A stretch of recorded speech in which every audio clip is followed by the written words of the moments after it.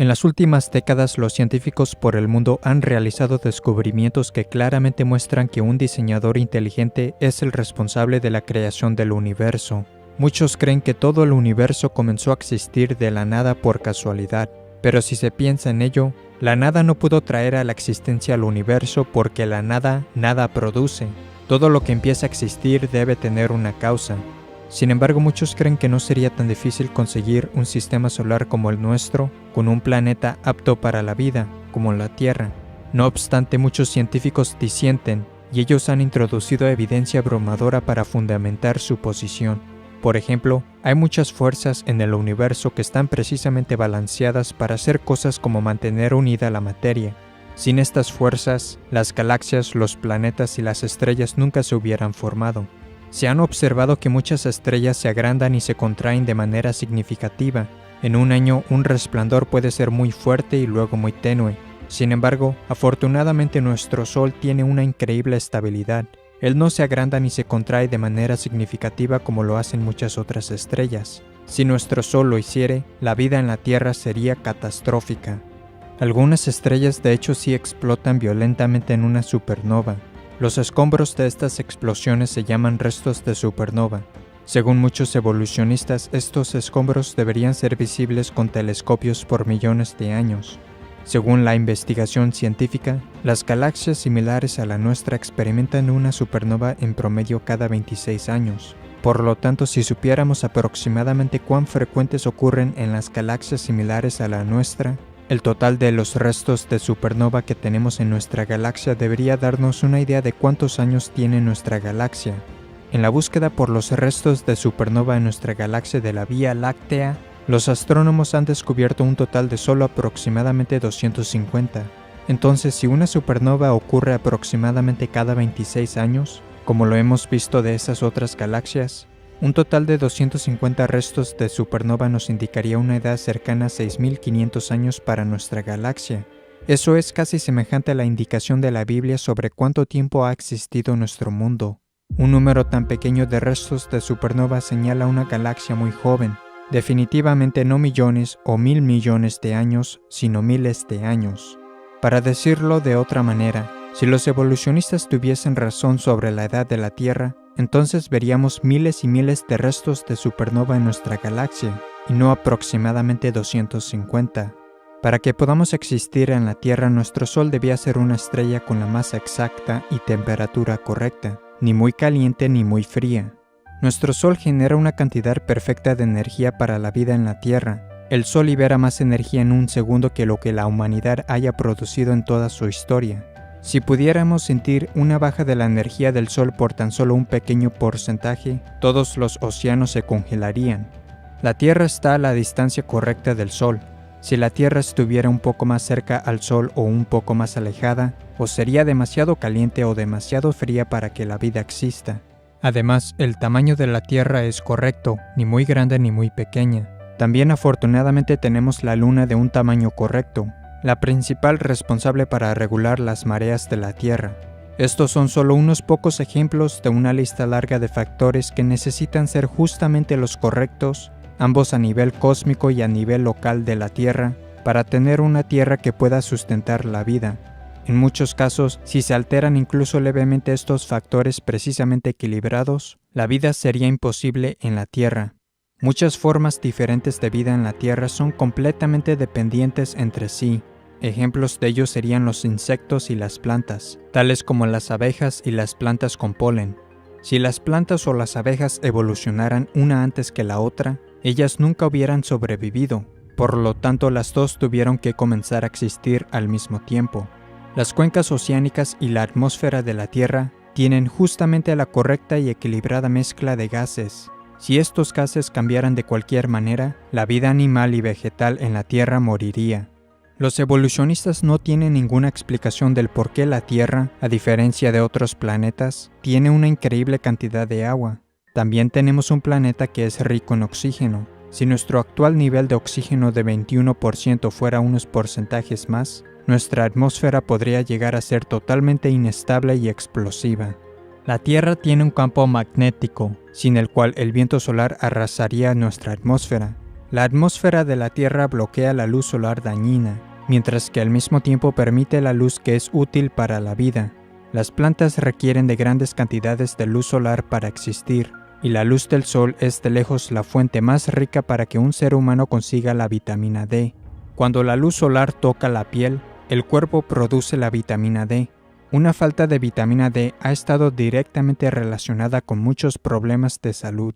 También ocurre que la atmósfera de la Tierra es transparente. La conveniencia de esto es que nos permite ver a los otros planetas, estrellas y cosas tales como los eclipses. Un eclipse solar total solo es posible porque el Sol es 400 veces más grande que la Luna y está aproximadamente 400 veces más lejos de la Tierra. El resultado es que durante un eclipse solar total visto desde la Tierra, el Sol y la Luna se ven del mismo tamaño, creando una coincidencia perfecta. Y a estos eclipses totales de Sol se debe el que hayamos podido hacer descubrimientos científicos que de otro modo nunca se podrían haber hecho. Los evolucionistas creen que el Sol, la Tierra y la Luna se formaron cuando nuestro sistema solar empezó a existir aproximadamente hace 4,5 mil millones de años, pero cada año la Luna se está alejando más y más de la Tierra, por lo que si la Luna estuviese demasiado lejos o muy cerca de la Tierra en el momento en que los humanos existieron, los observadores en la Tierra nunca hubieran visto el evento de un eclipse total de Sol. Por tanto, según los evolucionistas, el espectáculo increíble de un eclipse total de Sol solo podría ser visto en un breve periodo de tiempo en la existencia del sistema solar. ¿No es interesante que la humanidad haya comenzado a existir en la Tierra durante el mismo periodo de tiempo cuando podemos presenciar el evento de un eclipse total de Sol? Otro problema mayor para los evolucionistas es que la Luna habría estado demasiado cerca de la Tierra en el pasado. De hecho, la Luna habría estado tan cerca que habría golpeado la Tierra en mucho menos tiempo que hace 4,5 mil millones de años. Los evolucionistas afirman que nuestro sistema solar surgió de una nube de un remolino de polvo. Por lo tanto, la composición de los distintos planetas y su temperatura deberían ser similares entre sí, pero no lo son. Aquellos que adhieren a la teoría del Big Bang en realidad creen que toda la materia en el universo estaba originalmente concentrada en algo más pequeño que la cabeza de un alfiler.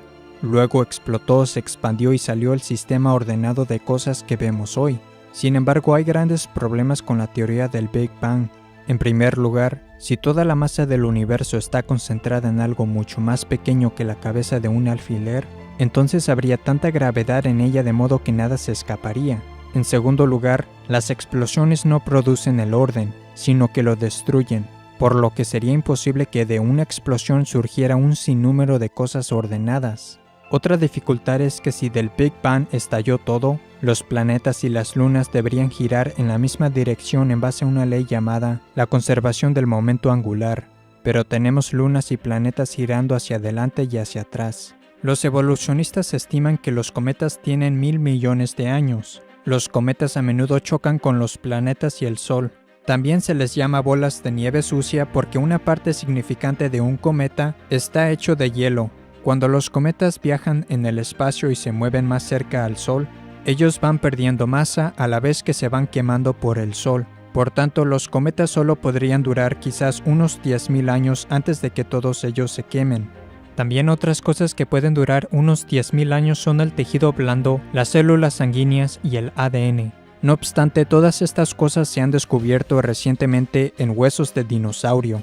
Esto muestra que los dinosaurios existieron hace miles de años, no hace 65 millones de años, como dicen los evolucionistas. Otro gran problema para los evolucionistas es el actual número de la población humana de la Tierra de 7,3 mil millones. ¿Cuánto tiempo se tardaría en ir desde 2 personas a 7,3 mil millones de humanos? En realidad no tomaría tanto tiempo. En la historia reciente, la tasa media de crecimiento anual alcanzó su marca más alta en 1963, con un 2,19%. En la actualidad, la población mundial está creciendo anualmente cerca de 1,14%. Pero si empezamos con 2 humanos, ¿cuánto tiempo tardaría en llegar a nuestros actuales 7,3 mil millones de humanos, utilizando, por ejemplo, una tasa de crecimiento anual de 2%? La respuesta es que tardaría unos 1.100 años. Como los evolucionistas creen que hemos estado en la Tierra significativamente más que 1.100 años, ¿por qué no tenemos un número mucho más elevado de personas en la Tierra? Además, ¿dónde están todos los huesos o tumbas, considerando que casi todos los pueblos a lo largo de la historia han enterrado a los muertos?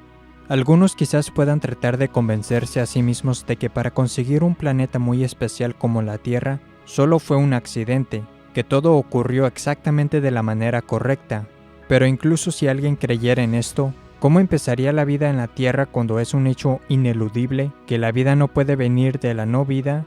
Todos los seres vivos en la Tierra se componen de células. Entonces, ¿cuáles son las posibilidades de que una primera célula pudiera haberse formado accidentalmente?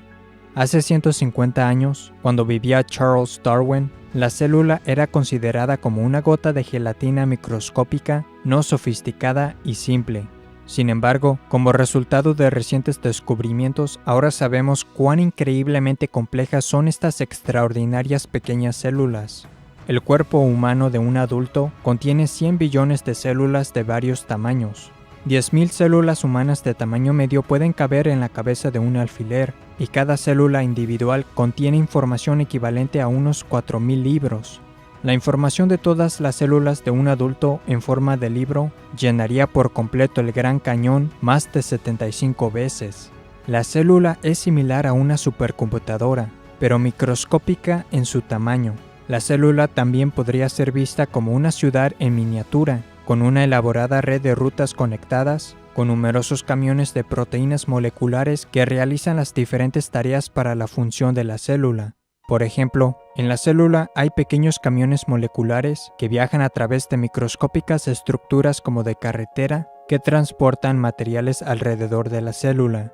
Un ejemplo de una máquina molecular en la célula es el motor flagelar que alguna bacteria utiliza para nadar. Es un motor rotario molecular que tiene una cola parecida a un látigo y puede operar a velocidades de hasta 100.000 revoluciones por minuto. Esta es una imagen del motor flagelar aumentada más de 50.000 veces. Es 1 entre 100.000 de largo de 1 pulgada. 8 millones de estos motorcitos cabrían dentro de la sección transversal de un cabello humano. Se pueden ver los detalles de su construcción. Está compuesto de 30 partes de proteínas diferentes. Parece que fue diseñado por un ingeniero. El motor flagelar es muy parecido a un motor eléctrico. Girando hacia adelante y hacia atrás, el motor flagelar conduce a una bacteria a través de un medio líquido extremadamente viscoso. Como resultado del motor flagelar, se estima que la velocidad superior de natación de una bacteria sería al equivalente de una velocidad de 60 millas o 97 kilómetros por hora de un nadador humano. Si eso no le suena impresionante, considere que la velocidad del nadador más rápido jamás registrada fue de alrededor de 5,5 millas o 8,9 kilómetros por hora. Por lo tanto, la bacteria que utiliza el motor flagelar se puede mover alrededor de 11 veces más rápido que el más rápido nadador humano que se ha conocido. Todas las 30 partes distintas del motor flagelar son esenciales, de modo que si se quita una de ellas dejaría de operar en absoluto y la bacteria morirá. El motor flagelar es parecido a una trampa de ratón. Para que funcione dicha trampa se necesitan todas las partes diferentes, y si quita una de ellas, la trampa no servirá para nada. El proceso para construir el motor flagelar requiere que todas las 30 partes diferentes que interactúan sean ensambladas correctamente y colocadas en lugares adecuados en el momento apropiado. El proceso de construcción también requiere de instrucciones, traslado y retroalimentación dentro de la célula, desde el comienzo y hasta el final de su proceso. Si nada de esto ocurre, estas asombrosas maquinitas o sus diversas partes individuales no se construirían ni se ensamblarían correctamente. Pero ¿cómo es que estas numerosas máquinas microscópicas o sus partes saben a dónde ir y cómo edificar cosas correctamente en un sistema evolutivo? No lo sabrían, ello sería imposible. Estos hechos refutan y eliminan la evolución darwinista, la cual es definida como un proceso ciego, sin dirección, sin ningún plan o propósito. Las células se componen principalmente de proteínas. Una célula usa miles de diferentes variedades de proteínas. Para obtener la célula más simple, ello requiere por lo menos 600 moléculas de proteína diferentes. Las proteínas están hechas de aminoácidos. El funcionamiento de una sola proteína está hecho generalmente de una cadena de entre 50 a 1000 aminoácidos. Algunas proteínas requieren una cadena de miles de aminoácidos adecuadamente secuenciados. Cada vez que un nuevo aminoácido se une a una cadena, debe formar un enlace químico llamado enlace peptídico, con el fin de unirse con éxito a los otros aminoácidos en la cadena. Los aminoácidos zurdos y diestros se producen con aproximadamente la misma frecuencia, pero solo los aminoácidos zurdos pueden ser elegidos para la utilización en la cadena para crear una proteína. Los evolucionistas no tienen ninguna idea por qué las proteínas solo usan aminoácidos zurdos. Cada aminoácido en la cadena larga también debe ser aminoácido específico. Hay 20 clases diferentes de los cuales pueden ser elegidos y deben ser colocados en el orden correcto en la cadena para crear una proteína. Los aminoácidos están colocados en el orden exacto gracias a una molécula en la célula llamada ADN. El ADN puede ser descrito como un plan maestro, un código de información o lenguaje especial que utiliza 4 letras alfabéticas químicas. Las letras químicas o el código en el ADN son el conjunto de instrucciones que requieren las máquinas celulares para ensamblar correctamente los aminoácidos en cadenas y así crear proteínas. Si el ADN no está presente desde el principio, no se podrían elegir correctamente los aminoácidos ni ser colocados en el orden adecuado. Como resultado, nunca se podría formar una proteína y la célula no sobreviviría. El ADN no puede funcionar sin tener al menos 75 proteínas preexistentes. Y sin embargo, las proteínas se producen solamente por el ADN. Como cada uno necesita del otro, ellos debieron haber sido creados por Dios exactamente al mismo tiempo. Este hecho elimina la evolución. La fibra de ADN tiene un espesor de apenas 2 millonésimas de milímetro. Y si bien el ADN no es grueso y es increíblemente pequeño, es extremadamente largo cuando es desenrollado. De hecho, si el ADN en una célula fuese desenrollado, unido y extendido, llegaría a ser más de 2 metros de largo. El ADN sería tan delgado que sus detalles no podrían ser vistos, incluso bajo un microscopio electrónico. Si todo el ADN contenido en nuestro cuerpo fuera colocado de punta a punta, ello se extendería de aquí a la Luna más de 500,000 veces.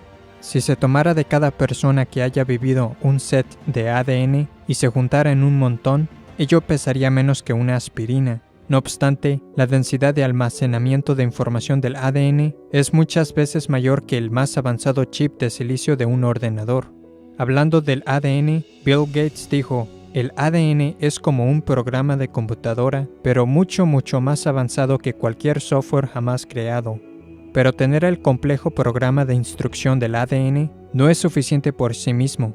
Otras cosas en la célula deben ser capaces de entender y utilizar el programa de información del ADN. En otras palabras, el supercomplejo programa del ADN en realidad es inútil a menos que se tenga también un sistema dentro de la célula que pueda entender el lenguaje del ADN. Para comprender mejor esto, imagínese que el ADN es un disco CD o DVD complejo. Si no se tiene una máquina o sistema que pueda leer, entender y utilizar la información en el disco, no tiene valor el disco. Por tanto, las otras cosas en la célula necesitan entender y ser capaces de usar el programa de información del ADN para crear cosas correctamente. Si no, la célula se muere. El ADN puede hacerse una copia idéntica de sí mismo. Dios también programó que el ADN detecte y corrija errores. Existen máquinas de proteína que hacen correcciones especiales que constantemente viajan hacia arriba y hacia abajo a través de la molécula del ADN en busca de cualquier error que necesite rectificación. Si se detectan problemas, las reparaciones se hacen inmediatamente. Todo este proceso es increíblemente complejo. La información contenida en el ADN demuestra que la vida no solo consiste de la materia y la energía, también contiene información. La información solo puede venir de una fuente inteligente que puso la información allí. Otra función del ADN es que es el programa que Dios utiliza para crear en la persona su apariencia, el color de su pelo, su altura, etc. Como fue mencionado anteriormente, cada cuerpo humano de un adulto contiene cerca de 100 billones de células, pero en su concepción, usted solo era una célula.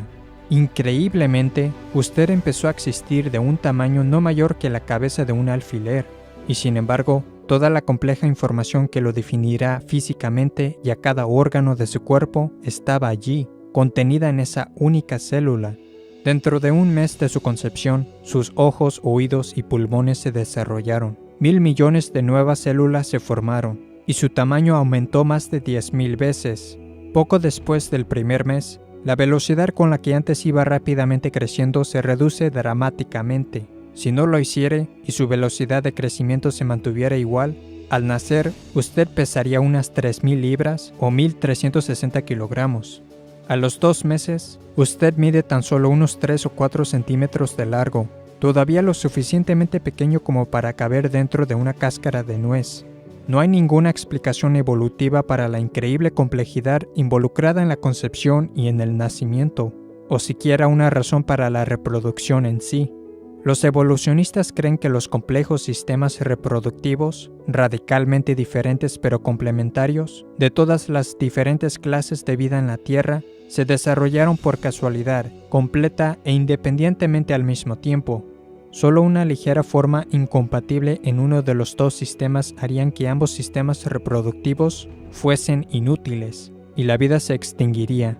Además, ¿cómo pudo ocurrir la reproducción en el principio si solo hubiera un varón sin una mujer? ¿Cómo ocurriría la reproducción sin los sistemas reproductivos o los órganos antes que, entre comillas, evolucionaran? Según los evolucionistas, los humanos evolucionaron de criaturas terrestres que a su vez evolucionaron del pez. Pero, ¿cómo pudo el primer pez salir a la tierra y sobrevivir fuera del agua? ¿Cómo sobrevivieron los animales y los seres humanos sin tener órganos, extremidades y otras cosas necesarias para la vida si estas cosas estaban, entre comillas, evolucionando? También no se ha descubierto ni un fósil de transición que demuestre una clase animal evolucionando a otra clase animal. Y los así llamados fósiles de eslabones perdidos, que algunos usan para argumentar que el hombre evolucionó del simio, han resultado ser o completamente simios, completamente humanos o falsos. Los evolucionistas también no tienen explicación para la conciencia o para el origen del sistema inmune. Por ejemplo, los glóbulos blancos de la sangre atacan las bacterias malas en nuestro cuerpo. Los glóbulos blancos en realidad buscan y persiguen a las bacterias malas como en misiones de buscar y destruir. Para poder lograr esto deben tener la información programada que les permita distinguir entre amigos y enemigos. A menos que todo esto estuviera en su lugar y operando desde el comienzo de la vida, un requisito que excluye la evolución, la bacteria y otros agentes de enfermedad habrían ganado y no habríamos sobrevivido.